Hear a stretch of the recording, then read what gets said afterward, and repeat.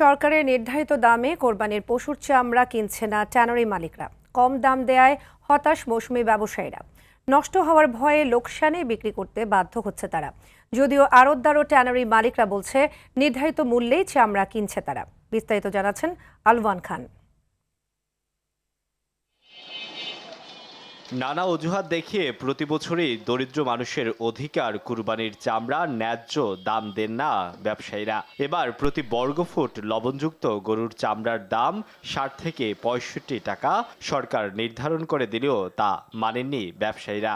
এতে তৈরি হয়েছে ক্ষোভ। যে মাল আসলো আগে ১২০০ টাকা, এখন ওই লোকে ওই মাল ৬০০ টাকা ৭০০ টাকা। এক একটা চামড়ার দাম কিন্তু ১২০০-১৩০০ টাকাও আসে, কিন্তু ওই হিসাবে আমরা পাই না। শেষ পর্যন্ত ২০০-৩০০ এই গণহারে চামড়া বিক্রি করে গেছে। কাঙ্ক্ষিত দাম না পাওয়ায় হতাশ মৌসুমি চামড়া ব্যবসায়ীরা। আমাদের তো লাভ প্রশ্ন ওঠে না, যার জিনিস ওরাই তো কানতাছে। যদিও কম দামে চামড়া কেনার অভিযোগ অস্বীকার করেছে আড়তদার ও ট্যানারি মালিকরা। ১১০০ হইতে ১১৫০ টাকা ক্রয় করার জন্য, কিন্তু আমরা দেখতেছি সে হারে তার থেকে বেশি দামে বেচা কিনা হইতেছে। সকাল থেকে ৮টা বাজে দেওয়ার কথা, সেই চামড়াটা যদি আমাকে 10টার পরে 12টার পরে দেয়, এটা তো আমি প্রসেস করতে পারবো না, ইম্পসিবল, এটা তো পচে গেছে। এই ক্রাইসিসটার জন্য এটা ট্রেনের মালিকের সাথে সরকার করতে হবে। কুরবানির চামড়ার ন্যায্য মূল্য নিশ্চিতে সরকারকে কঠোর হওয়ার আহ্বান জানান সাধারণ মানুষ।